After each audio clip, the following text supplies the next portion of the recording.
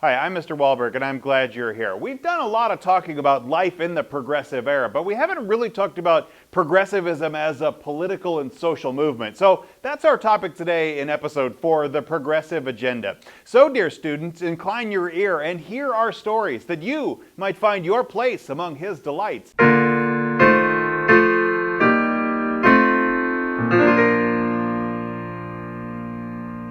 We have 3 objectives today. By the end of this period, you should be able to, number 11, to summarize the goals of the progressive movement, number 12, summarize the progressive efforts to clean up government, and number 13, to identify progressive efforts to reform state government, protect workers, and reform elections. But let's begin in Roman numeral number 11. In general, we might characterize the movements of progressivism with 4 general goals. Now, this isn't a monolithic kind of thing. Every person that would identify themselves as a progressive could have more or less interest in any one of these goals, but we might say overall the progressive era pursued these ideas. First, by the early 1900s, middle-class reformers hoped to address the social problems of the early 1890s. These reform efforts, they weren't a single organized, coherent movement. It was a collection of all kinds of different reform efforts, and collectively we referred to them as the progressive movement. Reformers tried to restore economic opportunity, to correct injustice by protecting social welfare, by promoting moral improvement and creating economic reform, and by fostering a type of scientific efficiency. Let's begin with the protecting of the social welfare. The social gospel movement and the settlement house movement inspired other reform groups to similarly take their religious style zeal and change society, whether or not they were all that religious. The first one we'll meet is the Young Men's Christian Association. You might know it better as the YMCA. The YMCA built libraries and swimming pools and handball courts, and all of these things were really designed to give the urban poor some access to good activities, which they otherwise really wouldn't have a good shot at.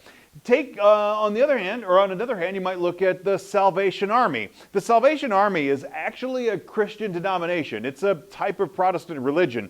They opened up soup kitchens and they cared for children in the nurseries. They had groups known as the Slum Brigades. We'd probably name them differently today, but they had the Slum Brigades to go teach poor immigrants the middle class values like hard work and temperance. And when I say temperance, I want you to think of the virtue of temperance, but also the practice of not drinking alcohol. We would refer to that as temperance also. Florence Kelley was a political activist. She was an advocate also for women and children. Florence Kelley was appointed to Chief Inspector of Factories in Illinois. And with her leadership, she passed laws prohibiting child labor and also limiting women's working hours. It was Florence Kelley who also helped form the NAACP, even though she herself wasn't a woman of color. Subpoint C, another goal of progressivism would be to promote moral improvement, or at least moral in the eyes of the progressive movement. Other reformers, they focused on just general social morality rather than on workplace conditions. These progressive believes that the poor should take care of themselves. They should lift themselves up by their own bootstraps, by improving their own behavior, particularly with the use of alcohol. These reformers believed that alcohol was undermining American morals, particularly with immigrants and the urban poor. These reformers promoted prohibition. Prohibition is the outright banning of alcoholic drinks. The Women's Christian Temperance Union spearheaded a new prohibition crusade to outlaw alcohol in its production or in its consumption. And they went into saloons and started singing and praying and urging saloon keepers to stop selling alcohol. Also to sit there and just kind of to crush the, happy atmosphere of the saloon. Frances Willard, as the leader of the Women's Christian Temperance Union, she transformed that organization from a small Midwestern religious group into a national organization with nearly 250,000 members by 1911. It was the largest women's group in the country's history. The motto of the Women's Christian Temperance Union was do everything, which I gotta be honest is a pretty big challenge, but they would do everything. The Women's Christian Temperance Union, they opened kindergartens for immigrants, visited inmates in prisons and asylums, and they also joined the work for women's suffrage. Some immigrant groups rejected these prohibitionist efforts, particularly the immigrants that didn't have the same kind of Protestant hang-ups on alcohol. Their cultural background included a consumption of alcohol. Plus, saloons were more than just bars. They had a social element of the neighborhood, an important role. They would cash paychecks. They oftentimes served as banks for the people that didn't otherwise have access to banking, and they served hot meals as a predecessor of what you and I might think of as restaurants. Subpoint D. You also find that progressives were interested in economic reform. The 1893 economic panic, it prompted a lot of long-standing doubts about just capitalism in general and if the American economy was going to fail. This is a recurring trope in American economic history. Are we in late-stage capitalism? But the 1893 panic seemed to instill that in people. A lot of Americans were fed up with the economic system, and in particular workers who felt like they were carrying an unfair amount of the labor of society, and they became socialists to go remedy their concerns. Labor leader Eugene V. Debs, whom we met earlier, but we met Debs as the leader of the Railroads Union, and as that labor leader, he organized the Socialist Party in 1901, making the jump from labor politics to socialist politics. Though most progressives were not socialists, they often agreed that big businesses were driving out real competition in the marketplace, and that when the big businesses came through and they pushed out the competition, they said that's a problem in capitalism. Journalists were always trying to expose this issue, and journalists known as muckrakers were exposing corruption in politics and in business. We've used the term muckraker before when we met people like Ida Tarbell, and they often earned powerful enemies. That Ida Tarbell took on the Rockefeller family in a monthly serial column in McClure's magazine. You'll remember that from our last unit. Subpoint E. Progressive leaders hope to use scientific principles to make society and workplaces more efficient. Instead of appeals to legal arguments, there were some appeals to social science arguments. And here I want you to meet Louis Brandeis. Louis Brandeis is an attorney, and he was an attorney on social reform. And a lot of the times when an attorney wants to go take a case to court, they'll, using our American common law system, will rely on previous court cases or other interpretations of the law. Brandeis took a different approach. He used social science data to go make his claim for social reform. The social science data claimed things like long working hours had huge costs on societies. And so if the court was really interested in bettering America, then you have to consider those real world implications. This method would eventually become known as the Brandeis Brief, and it was a way of approaching legal issues, not with legal arguments, but with social arguments. This will be controversial in its day and remain controversial today if courts of law are really about determining law or about shaping social policy. Brandeis said they could have an important role in social policy, but that's always a question in the political sphere. Using scientific management principles like time and motion studies, employers often broke down tasks into simple and repetitive parts. This was also seen as a progressive movement. If you could create goods more efficiently, then that would be good for workers. They wouldn't have to work as many hours of the job, and that would also drive down the cost of goods, which would be good for the working class. So this kind of scientific approach to labor and scientific approach to manufacturing, known as scientific management, while it was good for production, it also came at a certain cost for workers. It resulted in high worker turnover because jobs are boring and repetitive, and that repetitive work also makes a person susceptible to injuries. But it did allow for shorter work days, and the increased efficiency did allow for higher pay, and that's not nothing. Roman numeral number 12. Progressives were also really interested in government reform, and I think this is how most people really remember progressivism of the era. Let's focus on cleaning up local government. By the 20th century, it was increasingly obvious that city governments needed reform. The old model of the city boss just didn't seem like it was going to carry forward in the 20th century. In 1900, a hurricane nearly demolished the city of Galveston, Texas. Local politicians were so inept at trying to rebuild the city and so inept at the humanitarian efforts of trying to keep people alive that the Texas legislature had to go step in and seize control of the city from the city. The Texas legislature then appointed a 5-member expert commission, with each commissioner heading a different department of the city. They were no longer relying on a city commission just as a whole, that everybody on the commission is putting in their efforts. You had specifically commissioners for particular issues that would be an expert on that issue. And that was so effective at rebuilding the city of Galveston that the city kept the system in place. By 1917, the Galveston model was in use at over 500 American cities. In 1913, the city of Dayton, Ohio, had a similar natural disaster. This one, a huge flood.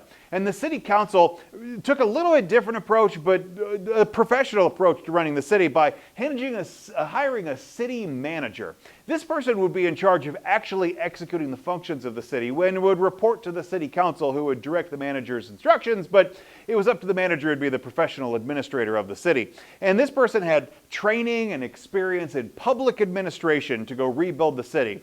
By 1925, there was 250 cities using the city manager approach. Subpoint B, I want to focus on a couple of mayors in particular, which also introduce a new model of progressive reform. The first one is the mayor of Detroit, a guy named Hazen Pingree. In my opinion, there's not enough people named Hazen these days, but Hazen Pingree was mayor of Detroit between 1890 and 1897, and he was a real economics-minded mayor. He tackled tax reform and tried to make the tax structure fairer for the payers. He also lowered transit fees for public transit, made it easier for people to get on buses and streetcars, and he tried to really root out the corruption in city government, which was so typical of the Gilded Age. He set up a work program for the unemployed. He built schools and parks and even a city power plant, all of which would be directed by the city of Detroit for the people of the city of Detroit. The next person I want you to meet is Tom Johnson. Tom Johnson's the mayor of Cleveland, and while a lot of progressives were accused of being socialists, Johnson was an actual socialist, and he took on corrupt utilities. He fired greedy and corporate private owners of utilities and then nationalized a lot of those programs. The term nationalization is an economic term. It means when the government takes over a certain business. Like in Johnson County, for the most part, our trash collection is done by private businesses. But there's a few cities which have really nationalized their trash collection. The city of Olathe sends around an Olathe garbage truck to go empty the garbage cans. Where I live in Shawnee, those are private companies, and I could choose between 3 or 4 of them to come empty my garbage can. Well, Tom Johnson nationalized a lot of the utilities in the city of Cleveland, the gas company and the water company and the transit companies. Johnson also held his meetings in these large circus tents, believing that you had to get the structure of power out of the 5th floor of City Hall and down where ordinary people could go, encounter the business of their city, and invited the public to go question officials on how the city was managed and to hold their elected officials to task. There might be some metaphor of a person holding their city commissions in a circus tent, and I often wonder if Tom Johnson wasn't, kind of a showman running a circus spectacle himself, but it certainly was a model that appealed to a lot of people. Roman numeral number 13. Here I want to talk about reform, not just on the city level, but on the state level also, in a little bit bigger picture. And reform governors were always pushing their states to regulate large businesses, particularly in a few important states like North Carolina and Texas and Wisconsin. And here I want to introduce the governor of Wisconsin, later United States Senator from Wisconsin, a guy named Robert La Follette. Known in his day as Fightin' Bob, Robert La Follette was a 3-term governor of Wisconsin and later U.S. Senator. He attacked big business. He said that he didn't want to go smash big business, but he wanted to make sure that the big business was working in the interest of people. He wanted a big business out of politics and to get them out of the political system and to be treated like any other business or any other person and not to have additional power just because they're pretty wealthy. Robert La Follette's biggest target was the railroad industry, and that's no surprise because the railroad industry is among the biggest industries in the whole country. If you're talking about big business, you're in the mix of the railroad business. He said the railroads should be taxed at the same rate as other business owners. While railroads had gotten special breaks for the tax business during the era of railroad expansion, Robert La Follette said those days were done, and he set up a commission to go regulate the taxes and to go cut off corrupt payments to politicians. Subpoint B, child workers were particularly important to industries and families, but the progressives said that child labor was an issue that really needed to be dealt with. Because kids receive lower wages and their small hands handled parts better, they were really appealing to employers, and a lot of families truthfully needed their children's labor to go support the household. But it felt that that was really unfair and that kids were being asked to take on a job that they shouldn't have to do. And the National Child Labor Committee gathered evidence of harsh working conditions for kids. They used photographs and statistics to go illustrate this situation. Poor working conditions and long hours that caused accidents from fatigue, and stress contributed to the health and developmental problems in children. Labor unions argued that children wages, and that if you weren't hiring kids to go support your family, then adults wouldn't work for those wages, and wages would come up and adult wages would go pay more because you weren't paying out to the lowest and most powerless parts of society. Pressured by protest groups, Congress was responsive to these demands and passed the Keating-Owen Act of 1916. It prohibited transportation across state lines of goods produced with child labor. So if kids were working, Congress has some limits on what laws they can pass. And if it isn't a question of interstate commerce, then Congress's hands are kind of tied. But here Congress did what they could and said that child labor would be illegal in any goods that would travel back and forth across state lines. Subpoint C. There was also a movement to go limit working hours from the legal level. And here I want to introduce a couple of Supreme Court cases. The first one is Mueller versus Oregon, and let's go re-meet Louis Brandeis. Louis Brandeis argued that working women were more economically insecure than corporations, and thus that women needed certain protections from the state that the corporations didn't need. And he convinced the Supreme Court of the United States to uphold an Oregon law limiting women to a 10-hour workday, saying that the 10-hour workday, going beyond that, put undue stress on women, and women needed certain protections that the government should be extending to a vulnerable part of society. A similar case in Oregon was known as the Bunting case, Bunting versus Oregon. And this also used a Brandeis brief, and it upheld a 10-hour workday for men as well. Progressives also won non-workers' compensation payments for the families of workers who were injured or killed at work, saying that companies have some expectations to go care for their employees. Subpoint D. Progressives at the state level were also interested in reforming elections. And Oregon was the first country in the nation to accept a secret ballot. Now, a secret ballot means that however you vote is known only to you and to God.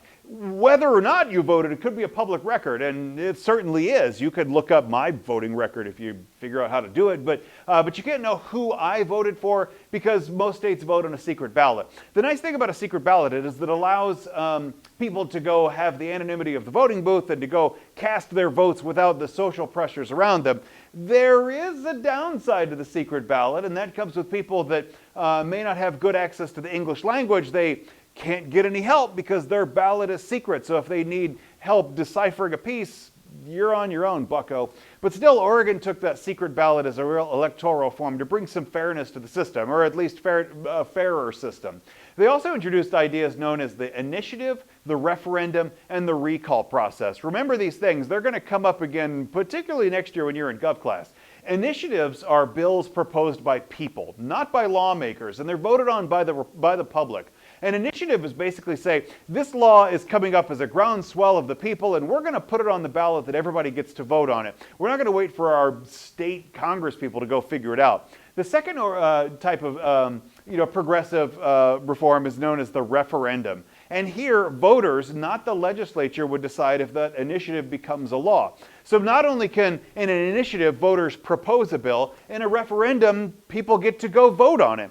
And there's also another type of election known as a recall election. A recall election is when voters remove elected officials before their term is up. Some early election would come up and they say, boy, we elected this person to office and that was a mistake. We want to recall that person in an election, and the politician would then have to go survive a recall vote. These don't exist in every state, and there's different rules on different ones. In some states, recall is more common than others. In Kansas, there are certain provisions for a recall election, but they're pretty rare. In other states like California, the governor's more or less going to have to stand to a recall election every vote that they get. In 1899, Minnesota was the first state to use primary elections, that first round of voting which winnows down the ballot. These primary elections allowed voters, not party machines, to go choose their candidates. And by 1915, 2/3 of states had the primary election system. Subpoint E is the 17th Amendment. The 17th Amendment is an amendment to the Constitution which means that there's some part of the text which needs to be changed. And the 17th Amendment changed the Constitution to directly elect United States senators by popular vote. And before the 17th Amendment, a United States senator was chosen by the state themselves. So the state legislature would go choose who their U.S. senator would be, which means that, like in Kansas, where we live, that the United States senator wouldn't be chosen by a vote of the people. It would be chosen by those people in Topeka who are running the Topeka state house or state, legislatures. But the 17th Amendment said, no, senators should be chosen by a popular vote of the people as well, rather than having state legislatures choose those senators.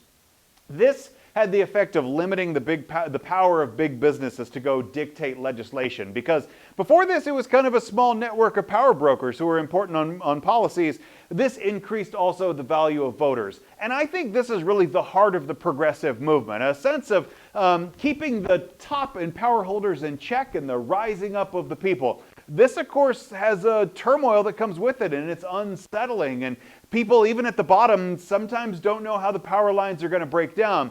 But it's still a pretty important movement in American history, and it's going to break out in a bunch of different ways, and I can't wait to tell you about it. Make sure you like and subscribe. God bless you.